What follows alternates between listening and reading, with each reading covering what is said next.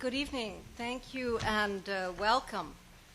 Every year, the International Economic Policy Program holds a special event of senior leaders in international economic policy to address pressing issues of the day. And today we are extremely fortunate to have with us four individuals who each can offer some very deeply expert views on the current financial crisis and the government's response so far and perhaps next steps. You have their bios and time is short, so I will be very brief in my introduction. But let me just say a word on each. Henry Kaufman is a legendary Wall Street economist who understands markets and the economy and is world-renowned for his insights and familiarity with these subjects. As you know, he served for years as managing director, member of the executive committee, and as head of Salomon Brothers' various research units. Early in his career, he worked at the Fed, and he has served on advisory committees of the New York Fed for a long time. He has written several books and often writes for the Journal and other publications, including, most recently I saw he wrote a piece in February in the Journal on interest rates and financial instruments. He's run his own investment advisory business for some 20 years and is an active leader in a number of private and not-for-profit organizations. Peter Fisher has managed through several financial crises. As a senior operational officer at the Fed for some 15 years, and then later as Undersecretary for Domestic Finance at Treasury. Most recently, he has been a senior executive at BlackRock and is now co-chair of the Fixed Income Investment Strategy Group, where he has doubtless been in the eye of the storm. He is one of America's most experienced voices on finance and financial policy. Harvey Goldschmid is one of our most distinguished members of the Columbia Law faculty. He is an expert on corporate securities and antitrust law. He has served in Washington at least twice, to my knowledge, once as general counsel of the SEC and later as an important SEC commissioner. He continues to be deeply engaged on issues of regulatory and accounting reform, serving now as co-chair of the IASB and FASB Financial Crisis Advisory Group, chair of the Regulatory Policy Committee of FINRA, the PCAOB Advisory Committee, and more. Charles Calomiris is, of course, one of our leading economists at SIPA and the Business School. Professor Calomiris is the Henry Kaufman Professor. By the way, I don't know if you've ever been on a program together with Dr. Kaufman, but this is a special chance from that perspective also. Their views, I think, are not identical. An expert on banking and finance who also directs the AEI Project on Financial Regulation, has written major case books and essays on a wide range of banking and financial issues. Thank you all for making time to join us today. You've been invited here to help get us started by offering some initial comments on how we got here, if you wish, and importantly, how is the government doing, in your view, in restoring confidence and getting on a path towards stability and recovery, and what other steps are necessary? After your initial remarks, which I hope will build on each other, I'm sure they will allow for time for a brief exchange on this panel and then open it up for questions from all of you. So with that, may I please invite Dr. Kaufman to either speak here or from the podium to help clear the fog for us and offer some perspectives. Thank you very much.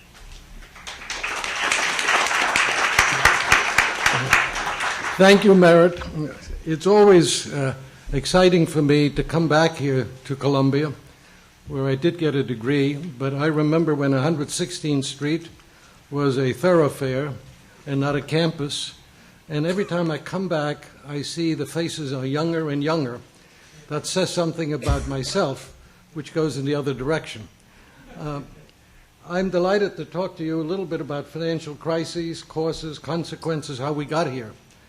I should remind you to start that this latest crisis is not the only crisis that we've ever experienced in the post-World War II period. I counted about 15 or 16 financial crises since World War II that involved the United States directly. I'm not talking about other crises elsewhere in the world. For example, the first one that I remember and I participated in a sense, was in 1966, which was a credit crunch.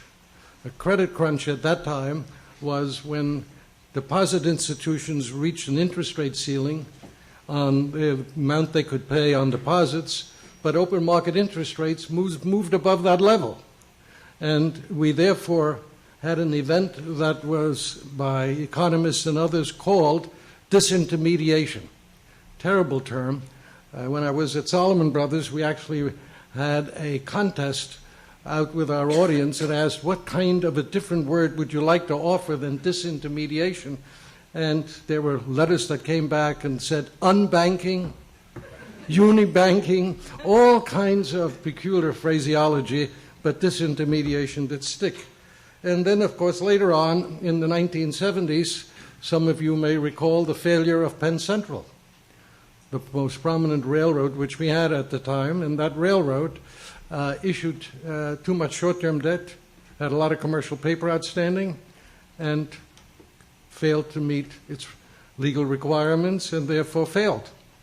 It was an extraordinary event because in that same year also commercial credit and the Chrysler Financial had similar problems with expiration of maturing, in other words, maturing commercial paper, but they came through it finally. And then, of course, the 1970s had numerous crises, problems associated with it. The Franklin National Bank, which got involved in the Eurodollar market, borrowing short. We had a default of Argentina and Brazil and in Mexico. In 1980, many of you, at least by now, should remember, in the latter part of that decade, we had a crisis in the savings and loan associations. The banks had been involved in too many loans that became marginal. And it was the era that really signified very much about junk bonds. Bonds, corporate bonds that were issued below investment grade quality, which was made famous, of course, by Mr. Milken at the time. And then in the 1980s, there were more crises. We had South Korea having problems. Mexico had problems. And, of course, the famous long-term capital management event. The first major hedge fund that got into serious financial difficulty, having been involved in notional derivatives amounting to over $1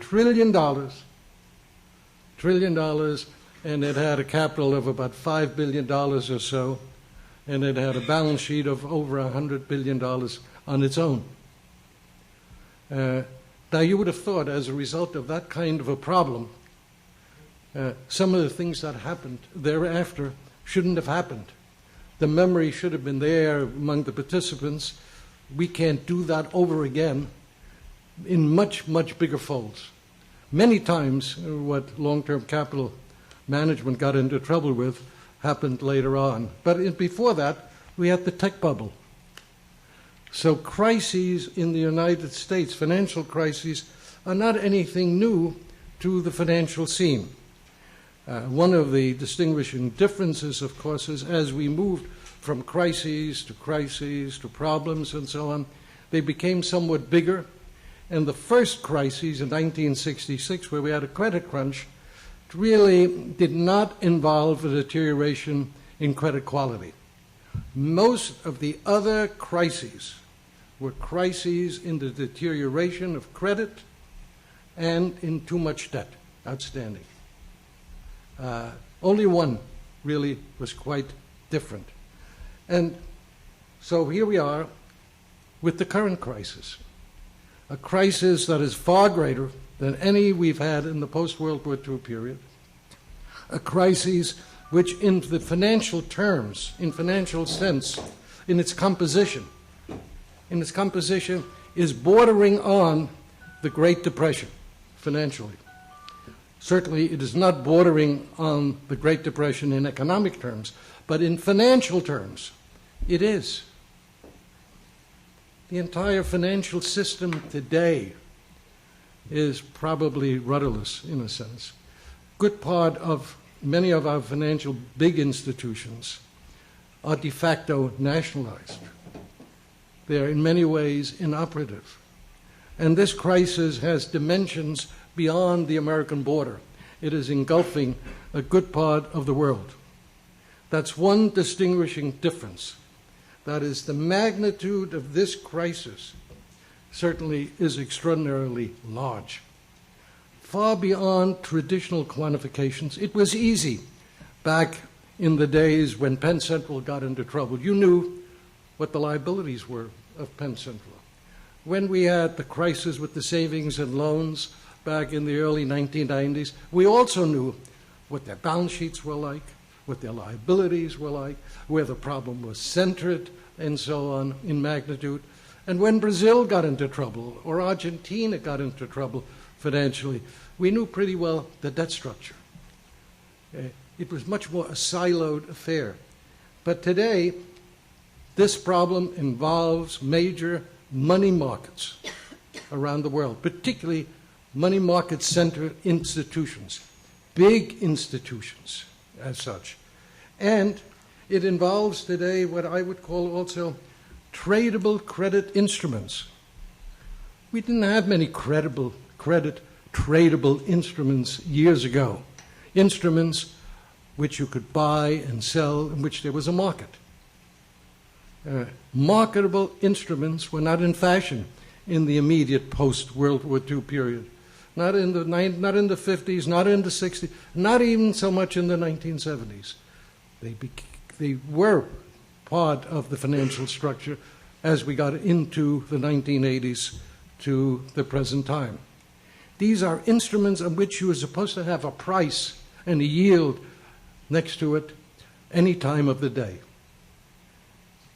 It's one of the terrific problems that sits in the markets today. In ordinary markets of stability and tranquility, you can always get a price.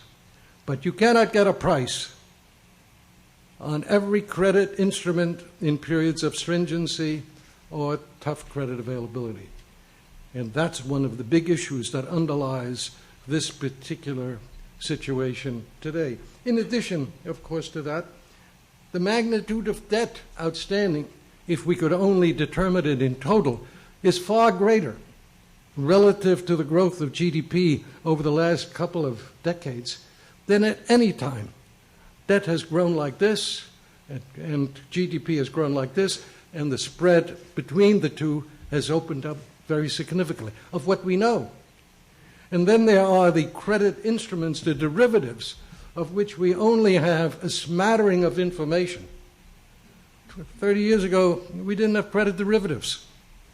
Today, the notional amount of those credit derivatives at one time over the last couple of years reached a high point of close to $60 trillion. Something that came into being in rapid growth over the last 10, 15 years. And then there are many other credit derivatives and credit instruments that are in the marketplace. That's a major, major difference. Now, another aspect that contributed to this particular crisis is really the increase in the popularity of the quantification of risk. Many things that you are being taught here at business schools and other schools around the country, how to quantify risks. It took hold in the financial community with great speed and with great accolades. Now, the dilemma with the quantification of risk is that it liberalized risk-taking. It didn't constrain risk-taking. It just went in the other direction. It freed, to some extent, narrowly defined, the need for judgment by senior management of financial institutions. Indeed, in the environment that we went into and are in, or just leaving, senior financial managers, CEOs, COOs, the top level of management has lost power as a result of securitization, as a result of the quantification of risk, because as a result of the marketability of financial assets, because it really encouraged risk-taking by middle managers to attain near-term profits, and it was very difficult, if at all, for senior management to limit it. Let me put it to you in practical terms. You may recall about, let's say, a year and a half ago, the former CEO of Citigroup, Chuck Prince, made a statement, which I will paraphrase: as long as there's music on the dance floor, we have to dance. Now, what did that mean? Why did he say that? Well, what he really meant was, if Citigroup, a very large institution, doesn't get on the dance floor, it may lose market share. It may mean that those who are taking, the risk takers, the traders, and the investment bankers, may not get the compensation which they desire. Or it may mean the next earnings per share figure that the firm is going to produce may not be as high as expected by the market and may be surpassed by its competitors. And as a consequence, shareholders may not approve of the management. So the senior management, one way or the other, became a captive of this immediacy environment, which eventually, of course, has been contributing to its downfall. Now, the other aspect that I think I wanted to really call to your attention here is that we changed, in a practical sense, the concept of liquidity. When I went to the business school here, and I had Mr. Dodd as a professor, some of you from security analysis, Graham and Dodd, well, the concept of liquidity was the liquid assets you had on your balance sheet as a corporation, the cash, the turnover of the receivables, and how all of that was related to your liability structure. And if you were a household, the concept of liquidity was, well, what do I have in the bank? And what do I get at retirement? Or if I need money, do I have coverage here? That has changed because the concept of liquidity moved to the liability side of the balance sheet, the capacity to borrow. And there was a seamless way created for everybody to have access to credit, whether it was credit cards or whether you could just quickly borrow on your mortgage as such. There was so many, the facility to borrow was really overwhelming. You were inundated every day with different ways of having access to credit.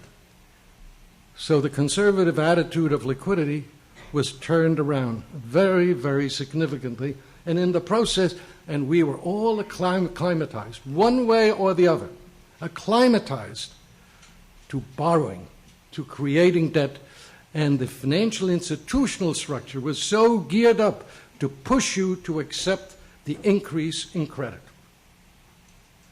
Now, there is another aspect of it that I briefly want to talk to you about, and that is, if I look at this in its totality, where does the ultimate responsibility lie for this? It lies with us, of course, but I think monetary policy played an overriding role in the creation of this upheaval which we now have in the financial markets.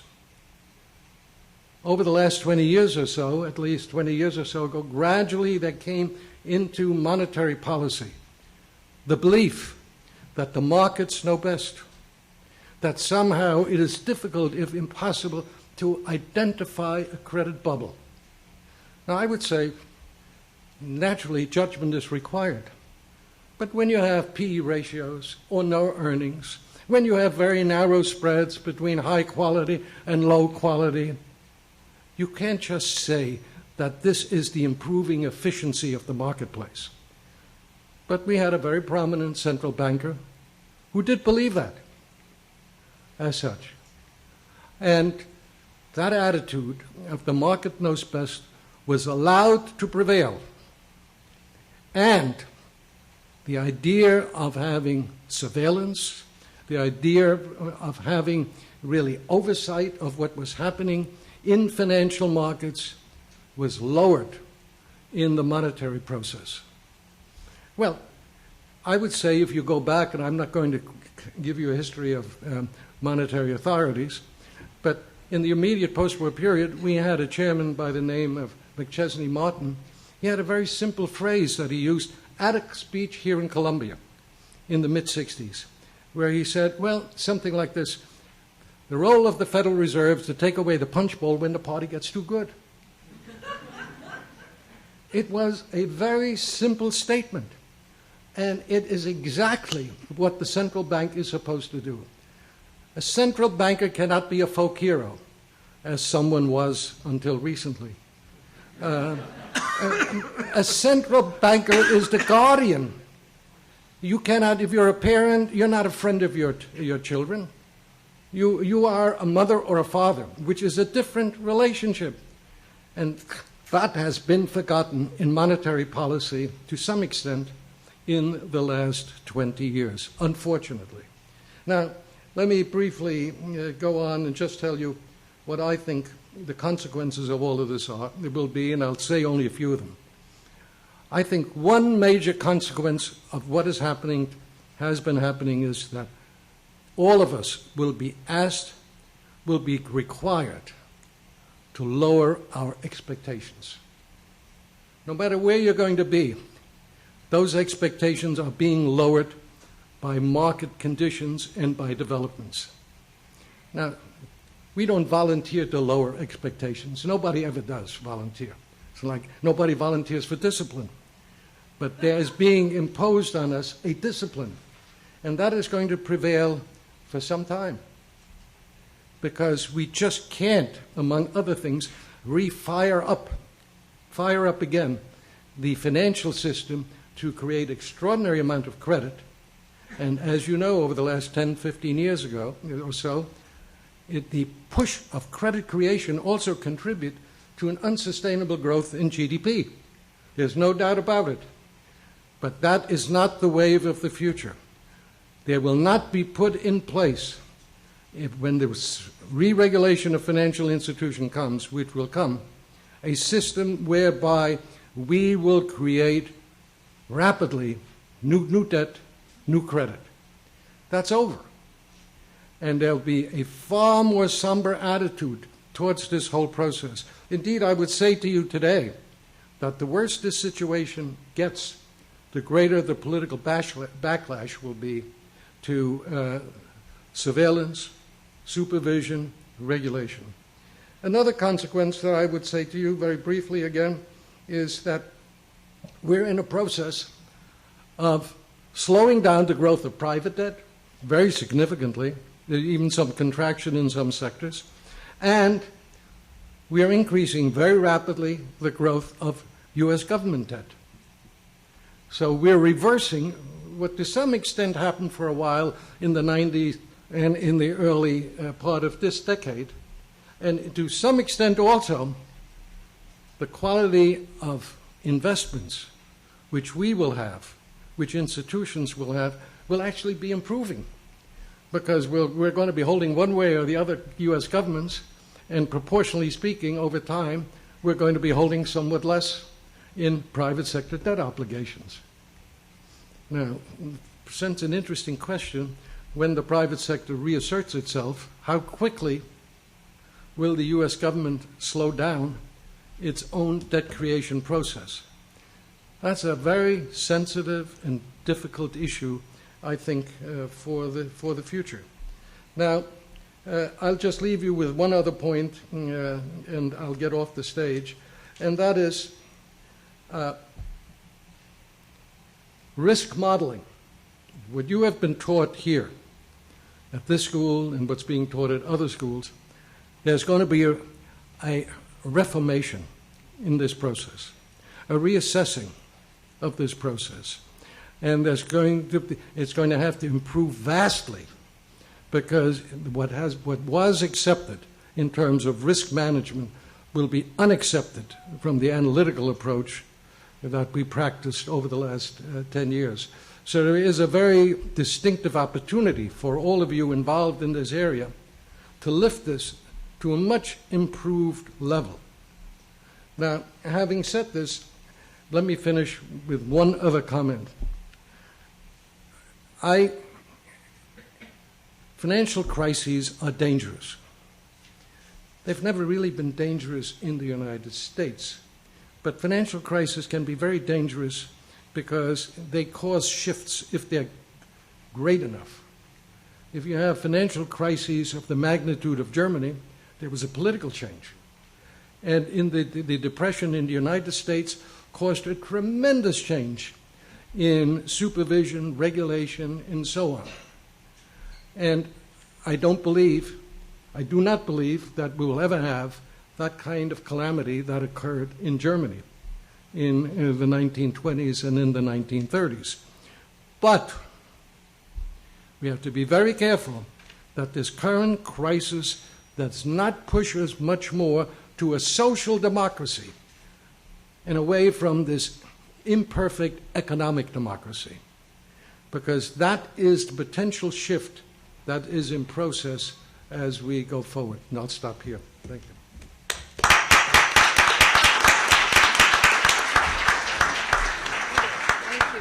Thank you very much. I don't think I've ever had the challenge of going right after Henry, so now I add that to my list of accomplishments. Let me jump right in and try to pick up some of the themes that Henry started with. I'd like to address what I think caused this credit bubble, how we should think about it. I'd like to try to characterize the last 18 months of government reaction to it, and then briefly say a few words about where we are now in terms of the government's reaction. I'd like to underscore one of the points Henry ended at, that monetary policies, both here and around the world, were much too easy in the middle years of this decade. I don't want to dwell on that, but if we fail to recognize that, we're going to fix a great many things that weren't broke in the regulatory reforms that are to come. It was not recognized that monetary policy was much too tight in 1930, 31, 32, and 33, and we ended up fixing a lot of things that weren't broke. A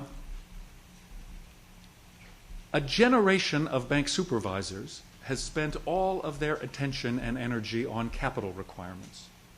And I'm afraid what has been left off the table or off the drawing board has been the enforcement of minimum underwriting standards for credit. The whole rationale for supervising banks is because we know that in a competitive environment, they will be tempted to chase the wider apparent net interest margin on lending to the riskier borrowers when they fail to properly account for the higher probability of default.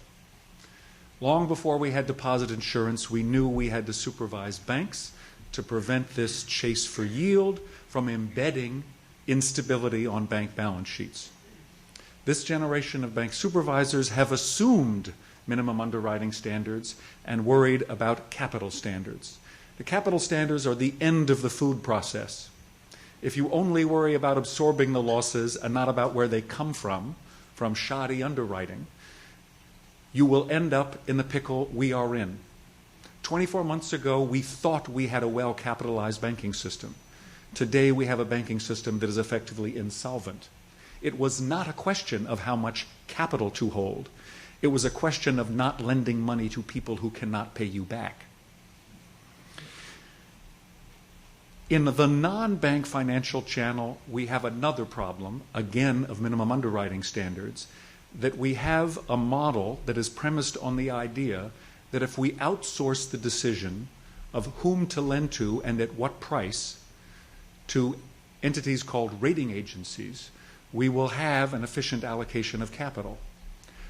I don't have anything against the rating agencies.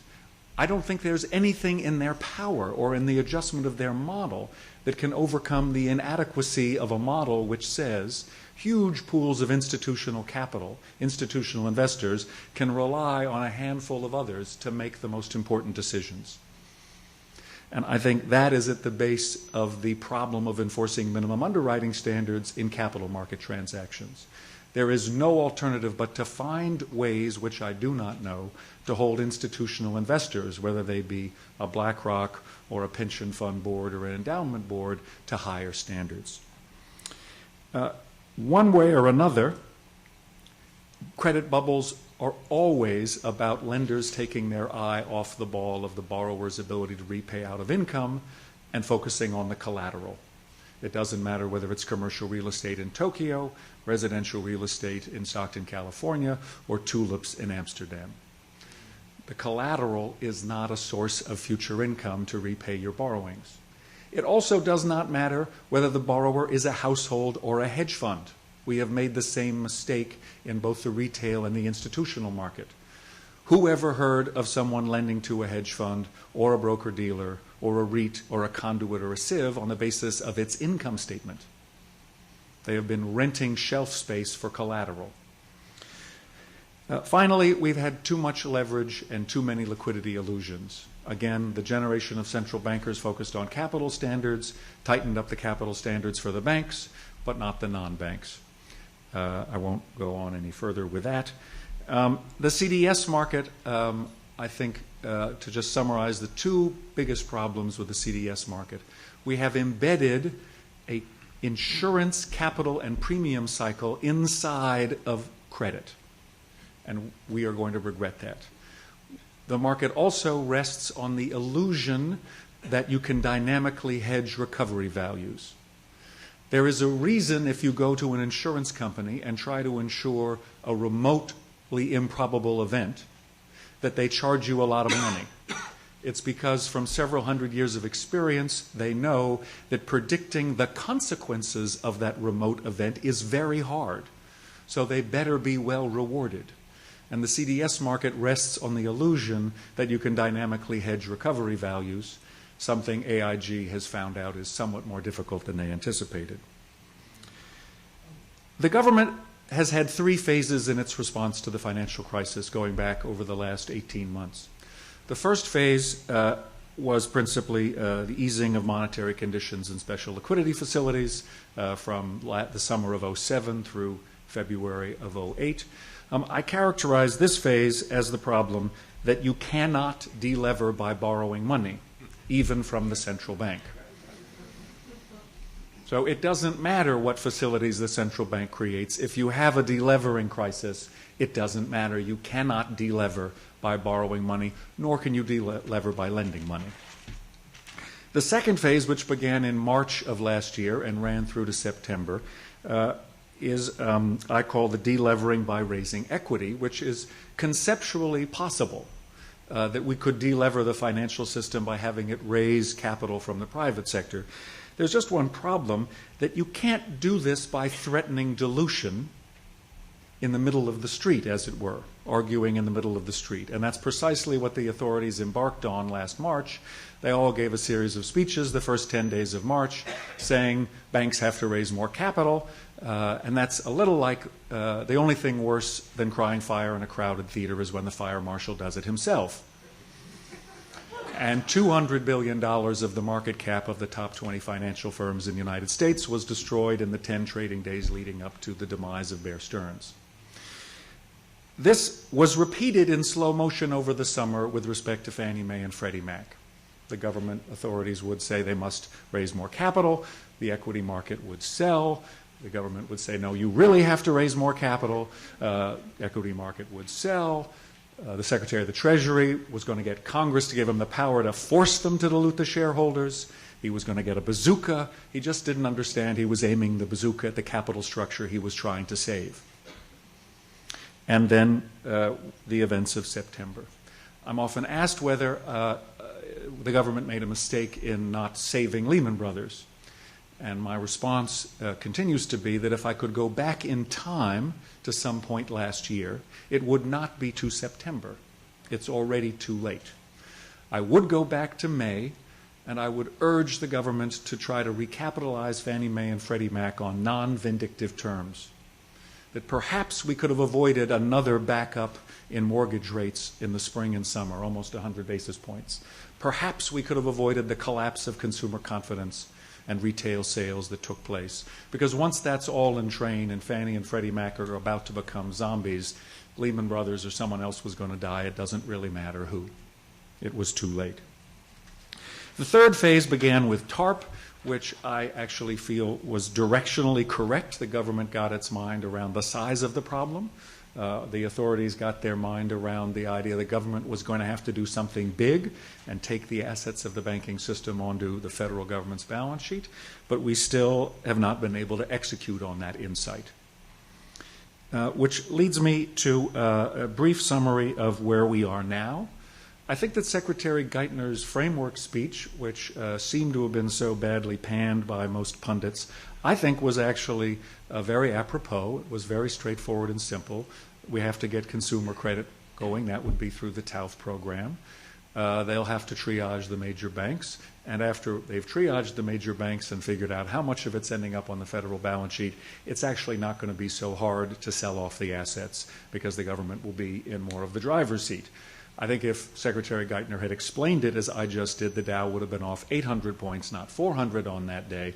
But I think actually he had it about right. He has huge execution risk, as we can observe.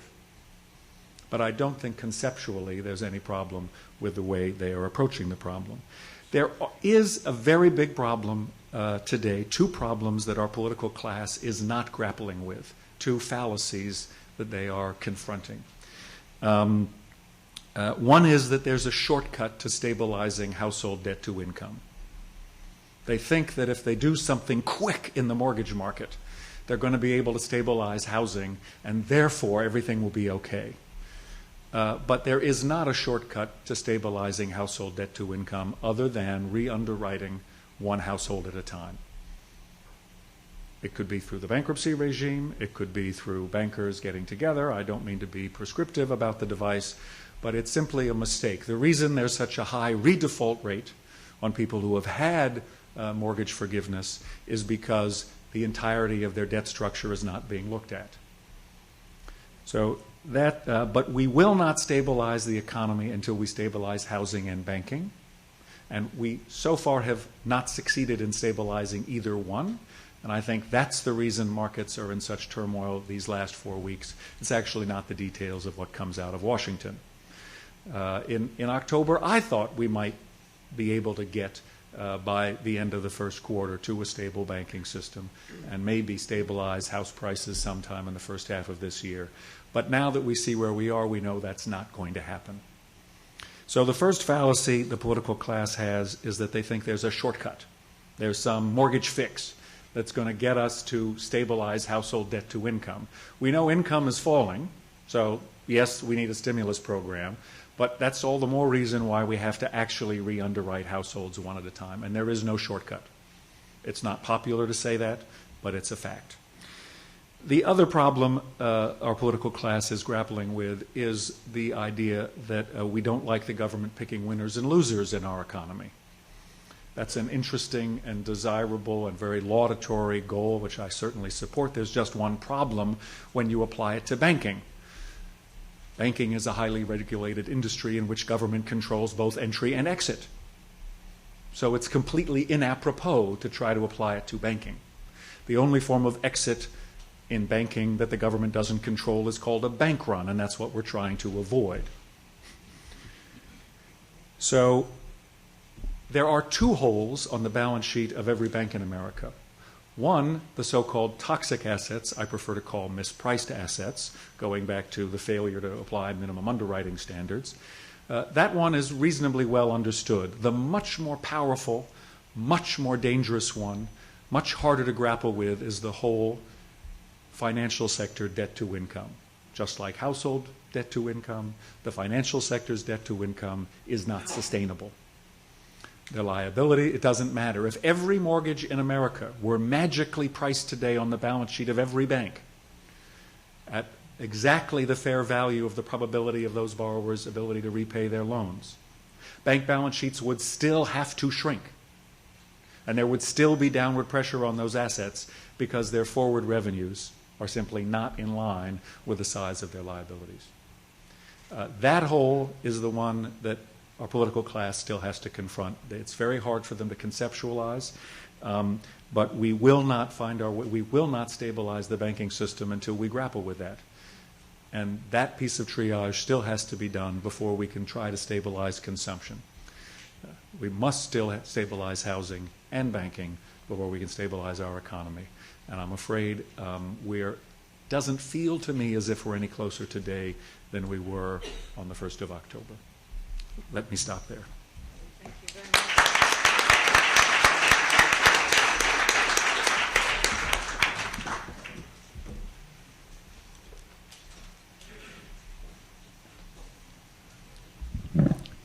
Well, my comments will follow right along, although here you get a lawyer's perspective. The first question I want to address is what went wrong, and then I want to provide some relatively detailed, even in 15 minutes, thoughts on the massive regulatory rethinking we need to make this system work. In terms of what went wrong, Susan Bies, who was the governor of the Federal Reserve from 2001 through 2007, and actually was their lead person on bank regulatory oversight, gave an interview last week. And Susan had all kinds of regrets, not all that surprising. Her first regret is reported was a regret at not acting to raise interest rates faster. I'm not going to address that one, and Henry and Peter have already taken it. Her second regret was not doing more to strengthen mortgage underwriting, a theme you've just heard from Peter, and I'm going to come back to. And she talked about the lack of standards and the problem out there. Well, the first question comes to mind for me is, why was this failure in terms of mortgage underwriting? And let me give you an example by juxtaposing two regulatory schemes. One, what your stockbroker does when you're buying stock and the responsibilities and oversight, and the other, the mortgage broker through the first years of the new century. For a stockbroker, there are all kinds of legal doctrines. It's an imperfect system, but he or she must know about the suitability of the stock they're trying to sell you, or debt, where it fits within your risk needs. There are supervisory doctrines in which they've got to be seriously looked at.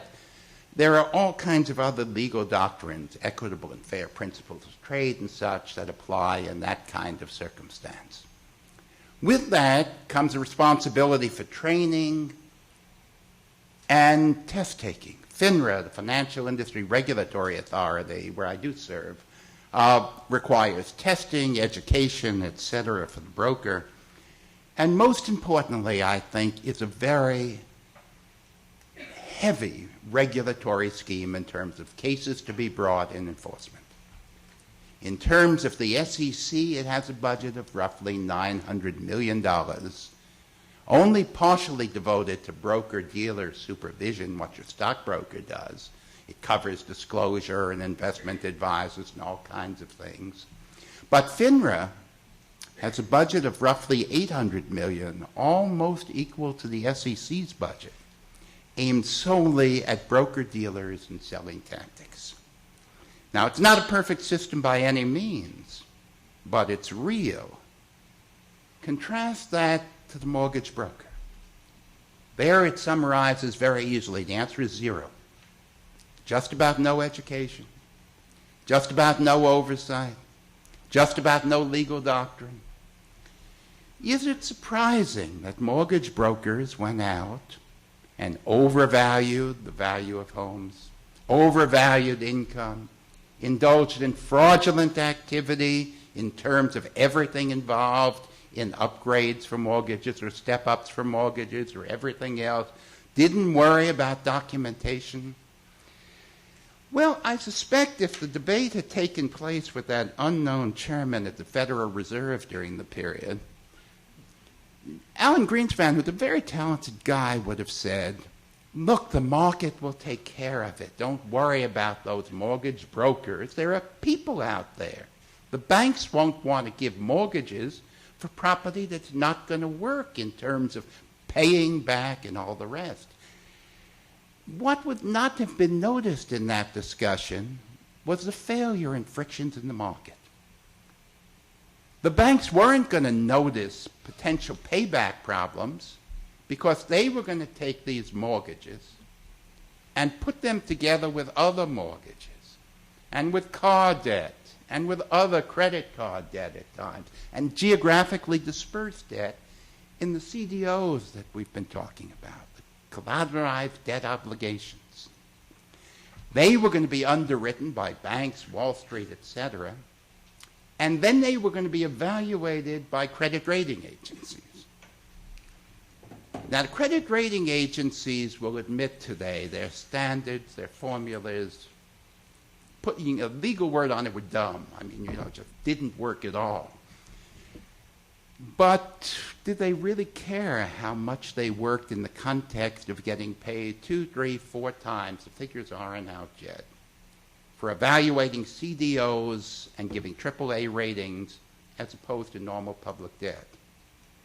And they were paid additions a fair number of times for helping to structure the CDO. There was an awful lot of money in those ratings. And then, as suggested earlier, they were wrapped around a credit default swap, written all over the place by Bear Stearns, by AIG, by the banks, which in effect insured the CDO. If it went down, then the sponsor of the credit default swap would make good. Now, why did they write these? There was big money, an assumption that everything would go up in housing, that these were geographically dispersed mortgages, whatever else. And there was an awful lot of naivete about the risk and the oversight. If you use AIG, more than up to $500 billion. Numbers get wild nowadays. $500 billion towards that of swaps were written by a group of fewer than 500 in London. That's what's brought AIG down. There are other problems there, but the idea of a few people writing these. Now, why would they want to lose money for AIG? There was a lot of money in the writing. If you were one of those people in London, you probably were getting paid at senior levels $20, $30, or $40 million a year. And if you were being paid, even if you understood the risk, which some of them undoubtedly had some sense of, it probably wouldn't turn bad. We wouldn't have the economy we have now. And if it did, London's a lovely place to retire on the money you've built up in that time. Well, obviously, at the heart of what went wrong, and the blame goes in all kinds of places. Certainly it was a private sector failure.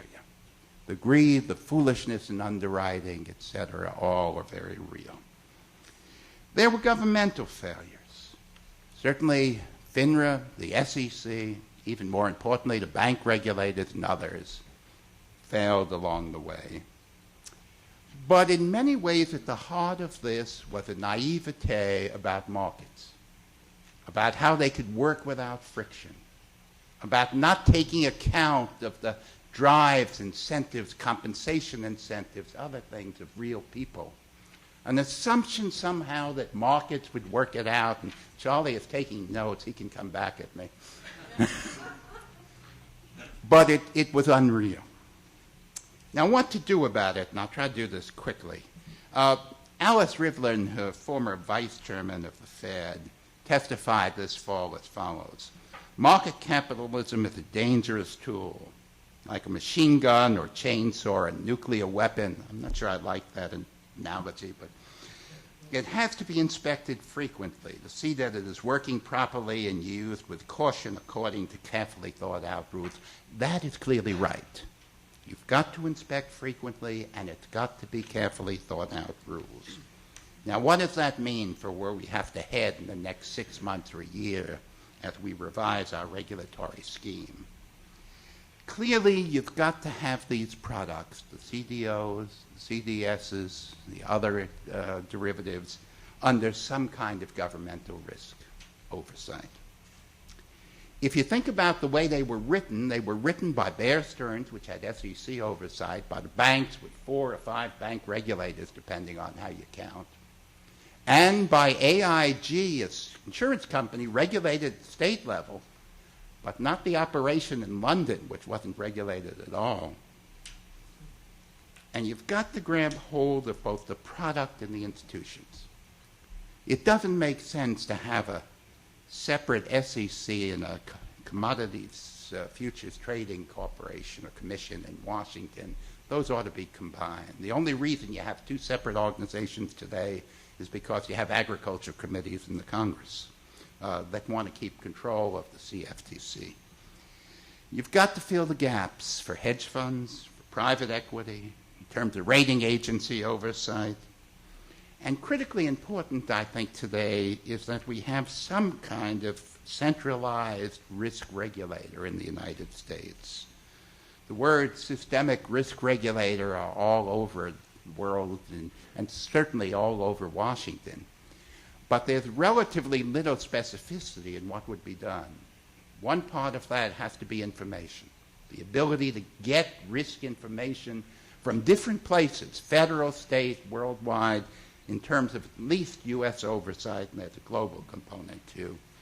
Second, I think we're going to have to do something quite radical in U.S. terms, which is give the systemic risk regulator the power to control instruments and new products, to force you to trade a CDS on an exchange, or with clearing, or with security in terms of capital put up. You're going to have to think in terms of who does it, and that's a very complicated debate that I'll leave. There's one more issue I find critical, but I'm going to stop here, which is that in any new scheme, which would involve consolidation of bank regulators too, that the SEC and groups like it survive. The SEC, which has been marginalized and has gone through a very bad time, at its best, in most of its history, it's been at something closer to its best as opposed to the last 3 years, has an enormous capacity to drive, to push, and to do something that's real, and particularly real, I suppose, for lawyers, which is bring cases, create deterrence, create accountability. The bank regulators have almost never brought a case. They've almost never worried very much about investors or consumers, etc. Any new scheme has to take heavy account of the ability to deter, bring accountability, and if I had more time, I'd tell you in detail why the SEC does that very well. Thank you.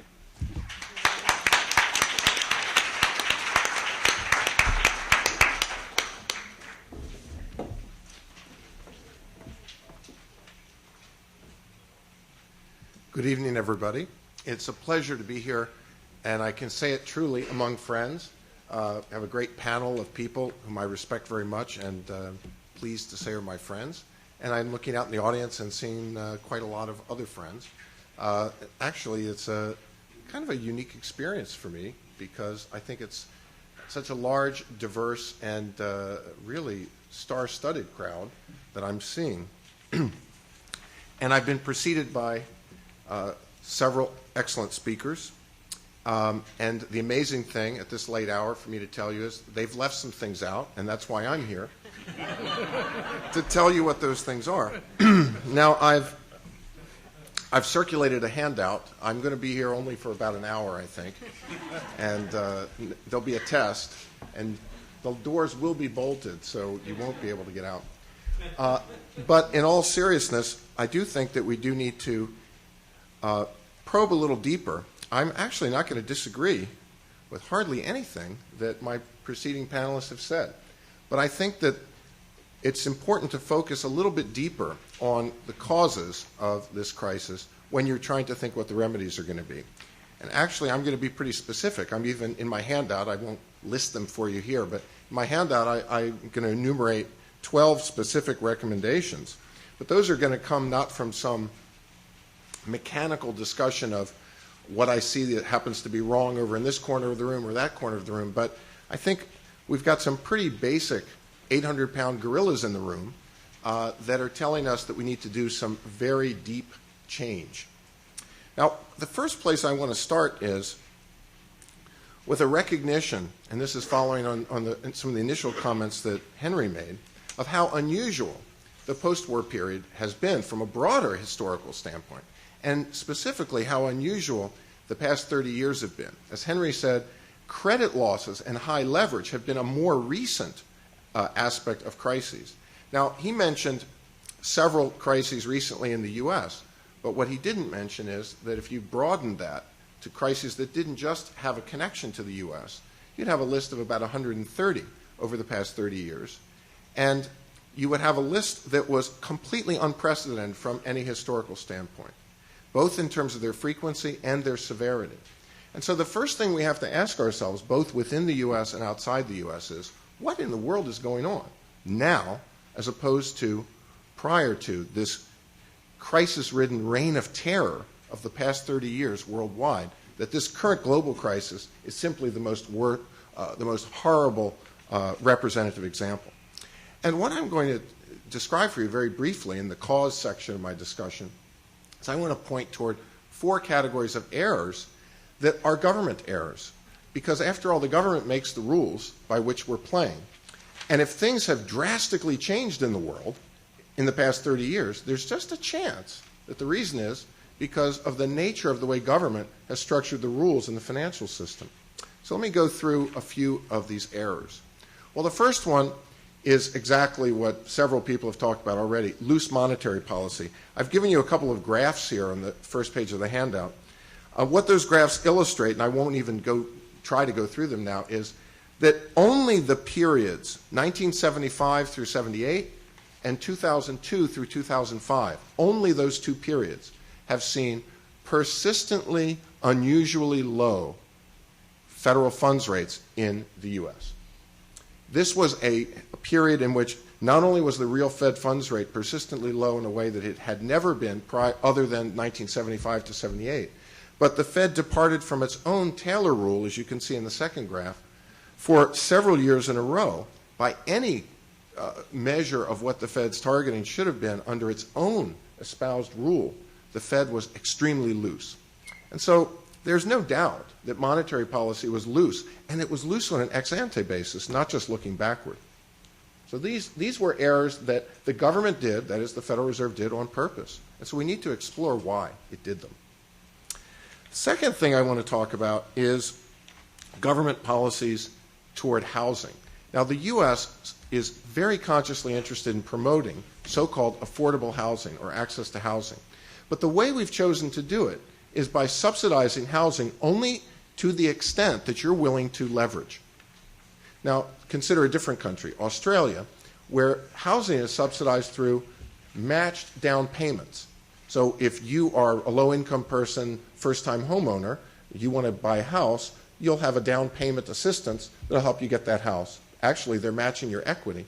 But then you have to go to a bank, and the leverage has nothing to do with the cost of the house. Whereas in the U.S., we have government interventions through FHA, Fannie Mae and Freddie Mac, the Federal Home Loan Banks, and others, whose whole purpose is to encourage you to over-leverage your house, because that's the only way you're going to get a subsidy. Are we surprised when people take us up on our offer to borrow 97% of the value of their house? That's our offer. They take us up on it. Now, the most unbelievable version of this, which I'll wager to say that 95% of the people in the room aren't even aware of, is that the government was so eager to make sure that we were leveraging properly and that we didn't have ratings agencies discouraging this process, that in 2006, Congress passed and President Bush signed, and I'll never understand why he signed it, a bill that Fitch had lobbied for. Guess what the point of the bill was? To encourage the ratings agencies to be more lax in their ratings of subprime mortgage-backed securities. And the SEC in 2006 and 2007 was in the process of writing up the so-called anti-notching regs that were specifically designed to implement that process. I know about this because I was one of the few academics. I organized a group of 12 academics to complain about this and point out that we were already in a mortgage bubble and that this policy that had been lobbied for by Fitch, lobbied against by Moody's and Standard & Poor's, by the way, they're battling, they have their own particular vested interest. So this gives you a little bit of a sense of how conscious this policy was. Just to give you another piece of data there, Fannie Mae and Freddie Mac were committing effectively accounting fraud during this whole period. They started supporting the subprime mortgage market in the middle of 2004. Currently, Fannie Mae and Freddie Mac hold 1/2 of all the toxic mortgage exposure outside of FHA. That is 1.5 or 1.6 trillion of the total 3 trillion. But they did it somewhat invisibly. Even economists who are pretty sophisticated, Paul Krugman, in his July 14th, 2008 column in the New York Times, opined confidently that Fannie and Freddie had no subprime credit exposure. Why? Well, it was hard to see it in their books. We only got to see it after we started noticing things that they labeled with different labels that had exactly the same default experience as subprime mortgages. So why did they do it? Well, I just testified in Congress that I had access to the emails between the risk managers, Fannie and Freddie, and their CEOs. The risk managers said, let's not do this. We're going to drag the market into it. And by the way, we've already had experience with these kinds of toxic mortgages in the past. We shouldn't do it. And it's not good for the homeowners either. And it's not ultimately going to be good for our stockholders. Bad idea. They got fired. But not before the CEOs tried to reason with them. Don't you understand that Congress wants us to pursue affordable housing and that we have real problems right now that require us to do what it takes? So the mortgage market, before we get too mad at those mortgage brokers, and we should probably think about ways to improve consumer service in the mortgage market, let's remember the mortgage brokers are sort of like the pushers, but we've got a drug cartel out there too, and it starts in Congress. And it goes through Fannie and Freddie, but that's not the end of it. The next new thing that we learned, the third thing that we learned was that our banks, as Alan Greenspan said, he was shocked that the bank CEOs weren't interested in defending their stockholders, that they did those terrible underwriting standards that Peter talked about. And now let me point out why this isn't shocking. We have designed the corporate governance of large financial institutions to make it impossible for stockholders to discipline senior management of banks. To make it impossible. Why? Well, let's think about it. How do stockholders discipline corporations? If you think it's through the board of directors, come take my advanced corporate finance class so I can explain to you why that's not right. They do it by being able to take control of the corporation through effective control through large ownership interest. That's how the threat of that and the implementation of that is the way you discipline managers, period, end of story. Can you do that in a large bank? Well, no, you can't. Why? Well, let's see, who's going to do it? The pension funds, the mutual funds, the insurance companies, or other regulated financial institutions? No. The lawyers have made sure that none of those institutions can hold more than, depending on the regulation, 1 or 2% of any corporation's stock. Harvey's going to have to explain that one to us, why that makes sense. Now, then you say, well, wait a minute, we've got the hedge funds out there and they can do it. Well, except for the Williams Act from 1968 that says that as soon as you get 5% of a company, you have to announce to everyone that the company's shares are too low and you're buying them. Warren Buffett only gets to make his profit on the first 5% he buys. So I guess he's not going to be too interested. But he might be interested still. That 5% might give him some incentive, except, little problem, Warren Buffett can't get a controlling interest in a bank. He's not allowed. Because under the Bank Holding Company Act, any investor who has a controlling interest in a non-financial corporation cannot get a controlling interest in a financial corporation. In other words, we've designed this system to not just encourage, but to require that we have managers running amok, running our largest financial institutions. And if you have missed the speeches that Barney Frank and Chris Dodd have made about the need for shareholder control over senior management of banks, well, so have I. Because that's not on their agenda.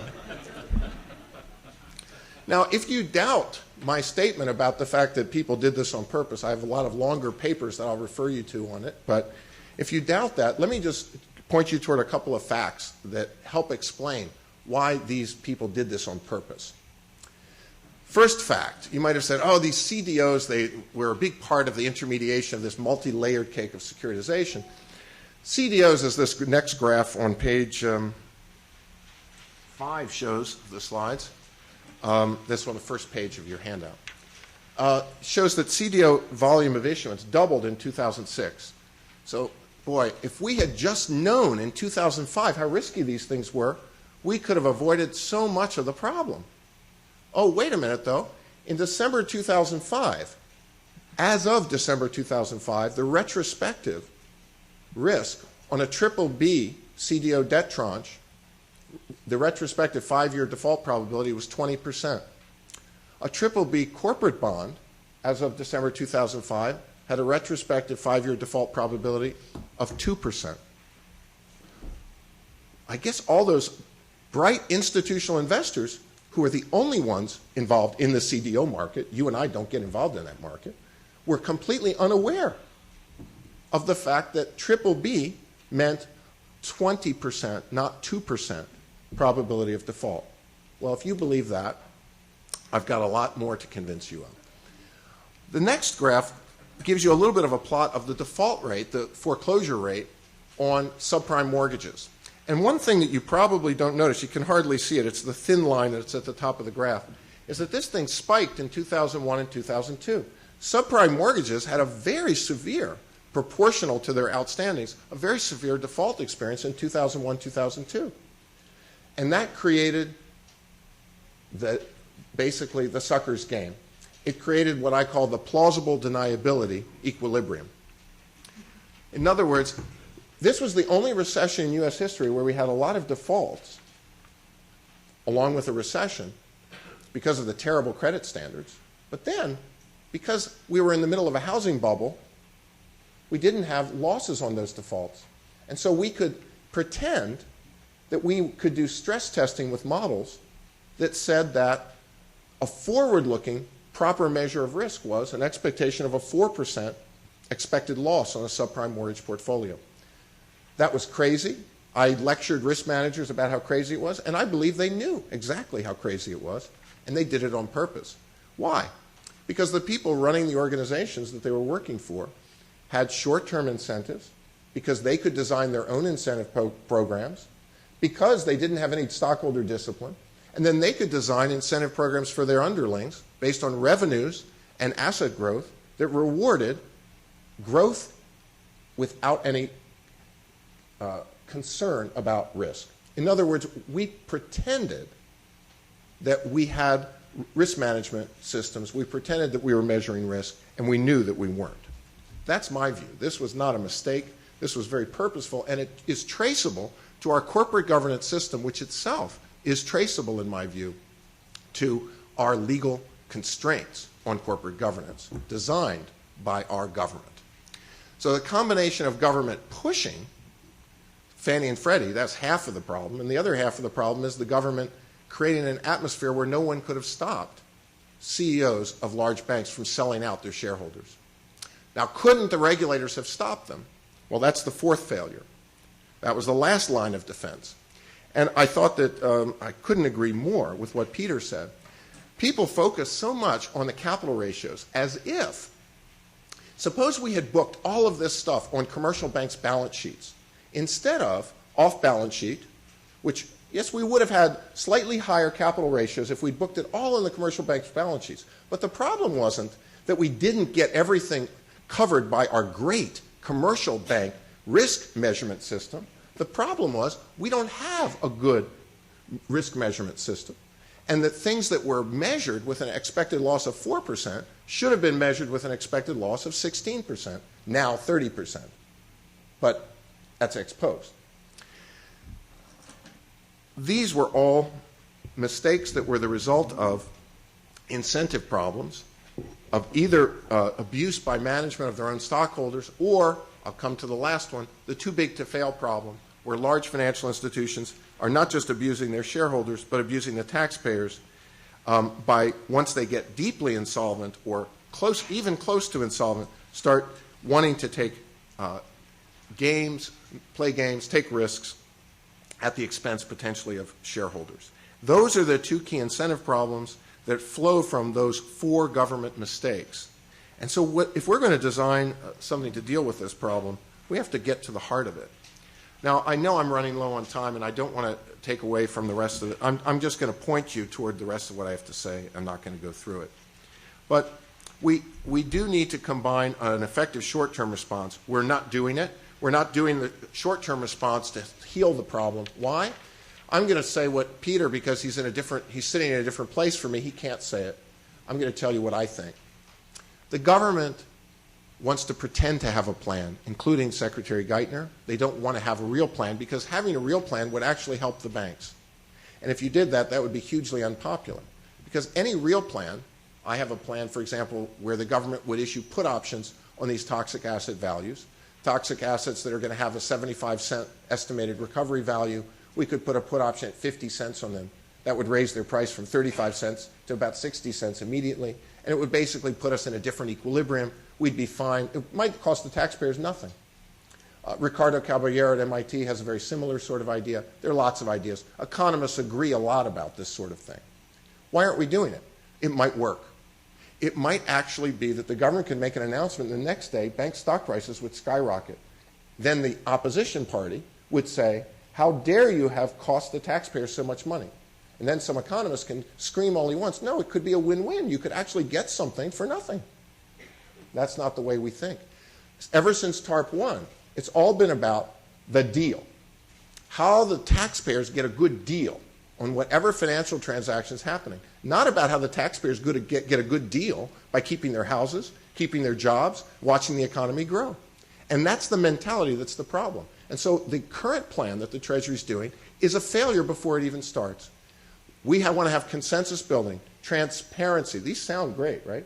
We want to piggyback on the private sector, people who have skin in the game, and partner with them. Great. But it won't change the equilibrium of asset prices one iota. And therefore, it's a non-starter. But that's what's going to happen for at least, I would say, another 6 months to a year until it gets politically popular enough to really try to do something. Europe is even worse. Europe has that problem, and on top of that problem, the inability to figure out how to share losses across national borders, which is the key problem right now facing the global financial system, especially in Europe. It's going to get a lot worse, and I mean for a long time. And it's a political failure, not just in its origins, but in its short-term response. Now, what should we do? Now, the good news is I won't have to give you the long-winded version of this. In fact, I'm going to stop before I do it, because in my opinion, the Federal Reserve this month is going to announce a fairly comprehensive plan. They're going to front-run the G20 meetings, I predict, and they're going to come up with a pretty good comprehensive plan that's going to try to address this. It's going to have a few ingredients. I won't describe them in detail, but I'll say broadly. First of all, making microprudential regulation smarter in its measurement of risk by reforming the credit rating agency problem and by trying to bring some market information into the measurement of risk. But they need to do more. Why? Because you can't always rely on the markets to measure risk adequately. And that's where macroprudential supervision and regulation is coming in, largely to solve the agency problem that gave us this bubble in the first place. That is, the CEOs being willing to sell out their shareholders. That is going to be reflected in some kind of dynamic liquidity and capital requirements by some kind of systemic regulator. And then we're going to have to also deal with the too big to fail problem. How do we deal with that? That's going to be dealt with primarily through what I will predict will be a Fed proposal to create so-called prepackaged bridge banks, requiring each bank, each large systemic bank, to create and maintain on its own resolution plan, approved in advance and kept on its shelf and approved in advance by its regulators, including loss-sharing arrangements across countries for the disposition of assets. So, for example, during the Lehman bankruptcy, Lehman pooled its funds for investment overnight in one place. The bankruptcy occurs, the funds are all pooled in one place. Well, are they going to go back to the other places after bankruptcy or not? That's what a loss-sharing arrangement that's prepared in advance for a prepackaged bridge bank would discuss. Those are things that are going to happen, and there are lots of other things I don't have time to go through.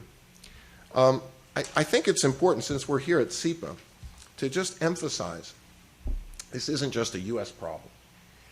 In fact, it's a problem that right now threatens to divide Europe. I wrote a paper 10 years ago predicting that banking losses would be the ultimate fiscal sword that would divide Europe and lead to a collapse of the European Monetary Union. And I think that that is basically what we're about to see happen. It's worse than that. Emerging markets are going to be hit. Some of the most successful cases of reform and improvement and growth, India, Brazil, among them, Colombia, are going to be hit by this. And on the reformers, of course, are going to look pretty bad. And that's bad news for all of us. The banks that had been a source of great stability, the banks that had entered those countries from the United States and Europe and had helped to stabilize emerging market banking systems and provide funds to them, and had helped to change the whole political economy of their regulatory structure, are now engaging in what is called financial protectionism. It's going to, again, give a bad name to globalization of banking.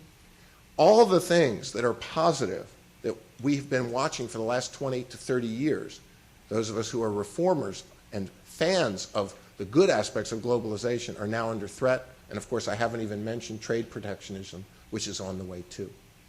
I wish I could be more positive. Thank you. Thank you.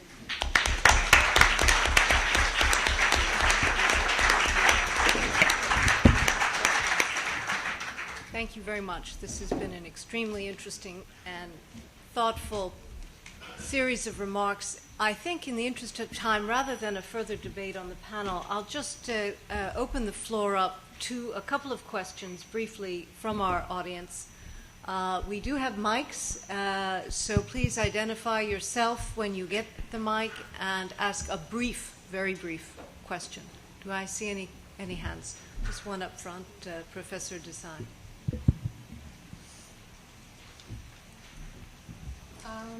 Padma Desai, I'm the Harriman Professor in the Economics Department. One question for Dr. Kaufman. At what stage and to what extent did the availability of savings from China on top of the loose monetary policy by the Federal Reserve contribute to low interest rates and cheap availability of credit for homeowners? I would say that the accumulation of financial assets by China is, of course, partly due to the trade aspect of it, but I think a lot of it was started by American loose monetary policy. We created a huge amount of credit. That credit was used to purchase goods and services and other things from abroad. It wasn't, as I think Chairman Bernanke indicated, that there is a pool of savings out there that somehow we have, and Alan Greenspan may have mentioned it, that contributed to this problem. No, it wasn't that big pool of savings. It's true that there are mercantilist attitudes in Japan and in China and some other places. I don't dispute that, and would contribute to a growth of savings. But a lot of it had to do with the huge creation of credit and availability of it, which allowed Americans to acquire goods and services which in the long run they were not entitled to. And that's the dilemma. Did you wish to No, comment? I completely would have. I think I have a question over here. And then Thank you for the wonderful presentations. Could any one of the panelists speak to the issue of why is there a disconnect between the economic effects and the banking effects of the crisis. For example, during the Great Depression, there was a marked shortage of goods and services and food, and people were really suffering. And at this time, it's not really observable on the streets and in the practical economic terms that there is a crisis. And is there potentially, or maybe what may be the timeline if the financial crisis continues for the actual economic troubles, marked or visual economic troubles to begin? If I could, I think we need to recognize, sitting here in the United States, that for 15 years we made jokes about ourselves that we were outsourcing the jobs to the rest of the world. We now must recognize we've outsourced the unemployment problem and the adjustment problem to the rest of the world. So the collapse of exports from East Asia right now and rising unemployment there is the hardship I think you're looking for. Now, I don't mean there won't be hardships here or in Western Europe. There's a lot of wealth destruction and income destruction going on here. But if you look at the collapse of export rates and the rate of industrial production collapse in Korea and Japan in the last just few months, I think you're going to see that hardship emerging elsewhere in the world. I don't know if Charlie, anyone add something else? One quick comment, too. Unfortunately, the worst times may be ahead of us. And if you look at the chart I didn't bring of terrible economic periods in the United States, from the Great Depression on to the 60s, 70s, 80s, this downturn has been faster and more dramatic than any other except the Great Depression in terms of 1929. And the danger of it is large out there. I mean, it is worldwide, and right now you can compare it to the 1970s or the 80s, and the numbers hold up. But the way it's come, the speed of it, and the amount that probably is still left is frightening.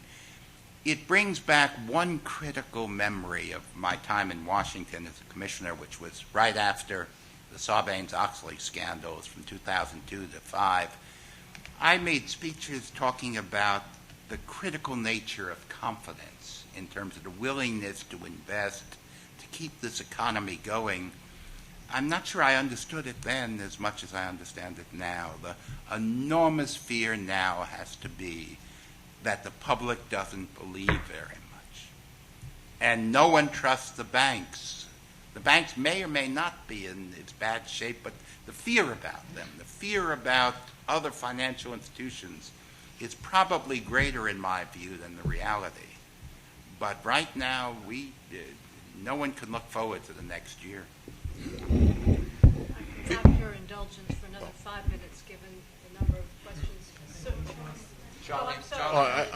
I'll give it a very short one. I just wanted to add to the point on China, which I left out of my remarks, and say that China is really on a knife edge in terms of where its financial system could head, depending on what its short-term growth rate is.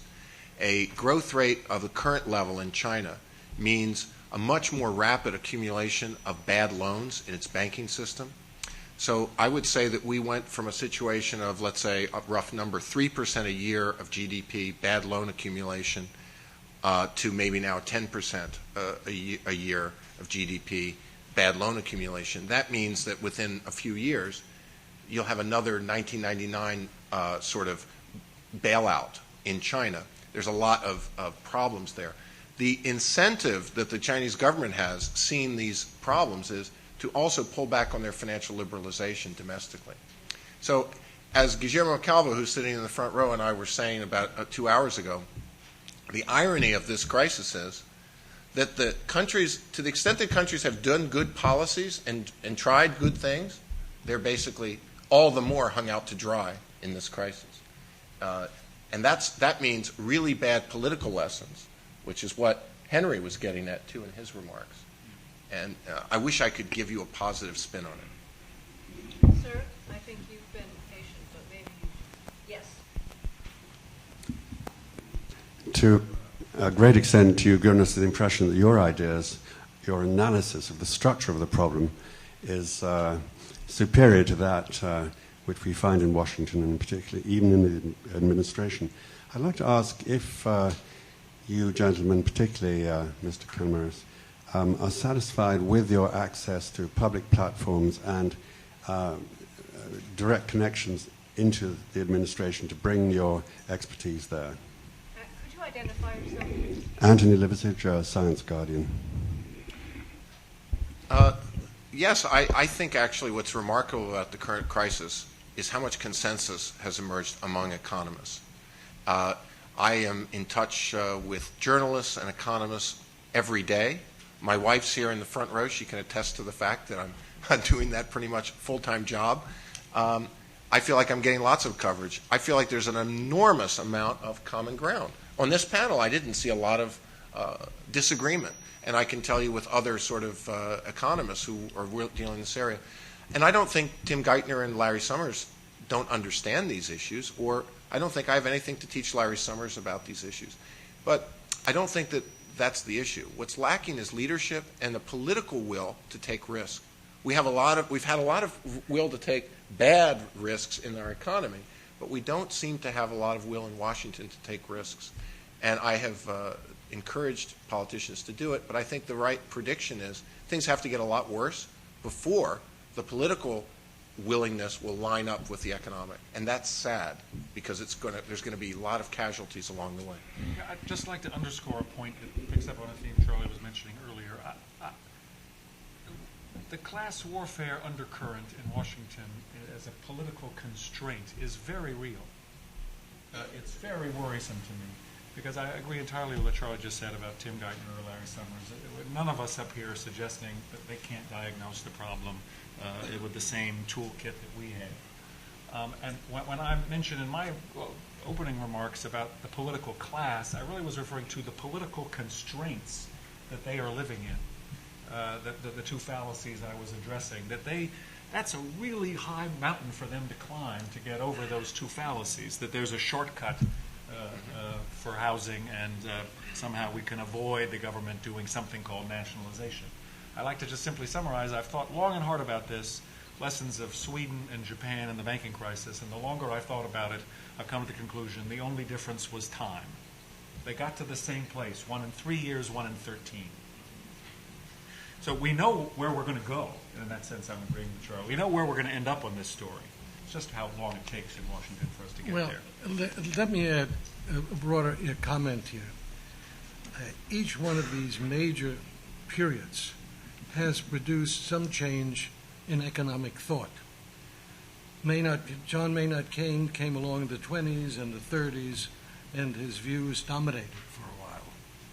In the post-war period, freeing the markets and so on, following a money supply concept was the approach of Milton Friedman.